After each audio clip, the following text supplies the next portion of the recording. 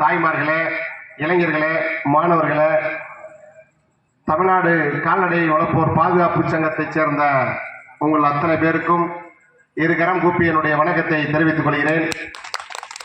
இன்றைய தினம் ராமநாதபுரம் மாவட்டம் மட்டுமல்லாது, தமிழ்நாடு மட்டுமல்லாது, இந்தியா மட்டுமல்லாது, உலகமே இன்றைய தினம் நம்முடைய கிருஷ்ணர் பெருமானுக்கு கிருஷ்ண ஜெயந்தி விழா சிறப்பாக கொண்டாடப்பட்டு வருகிறது.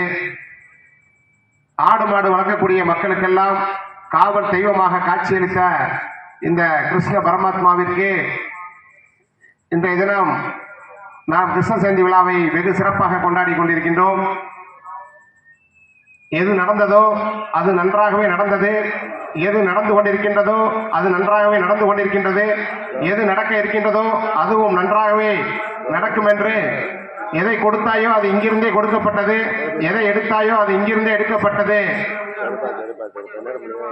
இன்று உன்னுடைய என்றால் நாளை வேறொருடைய ஆகிவிடும், அதற்கு மறுநாள் மற்றொருடைய ஆகிவிடும். எனவே இந்த உலகத்தில் நாம் எதையும் கொண்டு வரவில்லை, எதையும் கொண்டு செல்ல போவதும் இல்லை என்று கீதாச்சாரத்தில் தெளிவாக எடுத்துரைத்துள்ளார்கள்.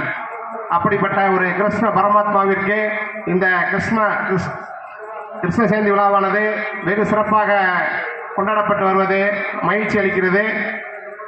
இந்த கொண்டலாவி கிராமத்திற்கு முதலாக ஐயா மாநில அவைத்தலைவர் முகவை முத்துசாமி ஐயா அவர்களும் முதலாக என்னை இங்கே அழைத்திருந்தார்கள். அப்பொழுது இங்கே வருகின்ற பொழுது பார்த்தால் ஒரே புல்லாக இருந்துச்சு, ஒரே நெருஞ்சி முள், அந்த அளவுக்கு காடாக இருந்துச்சு. ஆனால் இன்று பார்த்தா இந்த அளவுக்கு ஒரு மிகப்பெரிய ஒரு கிருஷ்ணர் ஆலயம் எழுப்பப்பட்டு இன்று பல்லாயிரக்கணக்கான மக்கள் இந்த ஆண்டு கிருஷ்ண ஜெயந்தி விழாவை சிறப்பாக கொண்டாடப்பட்டு இருப்பது மிகவும் மகிழ்ச்சி அளிக்கின்றது. நம்முடைய கிராமத்துறை தலைவர் ஐயா குமரையா அவர்களும் நம்ம கோயில் விஷயம் சம்பந்தமாக என்னை அடிக்கடி சந்தித்திருக்கின்றார்கள். ஐயா முகவை முத்துசாமி அவர்கள் மற்றும் இந்த ஊர் பெரியவர்கள் எல்லோருமே என்னுடைய எல்லாரும் சொன்னாங்க கோயிலுக்கு அது இதுன்னு. எனக்கு அதெல்லாம் நம்ம அந்த கோயிலுக்கு செய்கிறது இதெல்லாம் நம்ம வெளியில் அடிக்கடி நம்ம பேச வேண்டியதில்லை.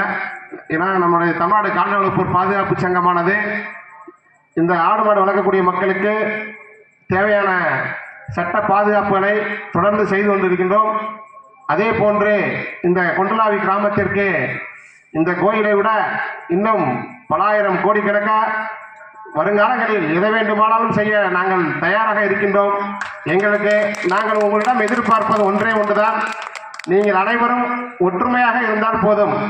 நீங்கள் இதிலிருந்து யாருமே எனக்கு வேறுபாடு கிடையாது. இங்கே இருக்கக்கூடிய மக்கள் அனைவரும் நீங்கள் ஒற்றுமையாக இருக்க வேண்டும் என்பதுதான் என்னுடைய தாழ்மையான வேண்டுகோள் என்பதை கூறி வாய்ப்புக்கு நன்றி வருகிறேன். நன்றி, வணக்கம்.